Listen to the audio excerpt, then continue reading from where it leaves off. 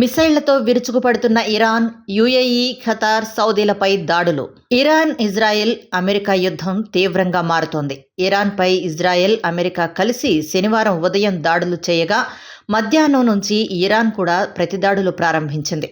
వరుస మిసైళ్లతో విరుచుకుపడుతోంది. అమెరికా సైనిక స్థావరాలున్న యుఏఈలోని Abu Dhabi, ఖతార్లోని Doha, Saudi అరేబియాలోని రియాద్పై missiles ప్రయోగించింది. దీంతో మధ్యప్రాచ్య దేశాలు కూడా యుద్ధ వాతావరణంలోకి వచ్చేశాయి. తాము పేలుళ్ల శబ్దాలు విన్నామని అబుదాబి ప్రజలు చెప్పారు. ఈ ప్రాంతాలన్నీ అమెరికా సైన్యానికి, నౌకాదళానికి ఆశ్రయమిచ్చినవే. గల్ఫ్ కంట్రీస్లోని అమెరికా స్థావరాల్ని లక్ష్యంగా చేసుకుని ఇరాన్ దాడులకు దిగింది. అబుదాబిలోని UAE air force, US air force కలిసి అల్దఫ్రా ఎయిర్ బేస్ను పంచుకుంటాయి. దుబాయ్లోని జబే అలీ పోర్ట్ను యుఎస్ నేవీ వాడుకుంటుంది. ఇక్కడ అమెరికా యుద్ధ నౌకలు, విమానాలు దిగుతుంటాయి. దోహాలో అల్ ఉదైద్ ఎయిర్ బేస్ను యుఎస్ సెంట్రల్ కమాండ్ వాడుకుంటుంది.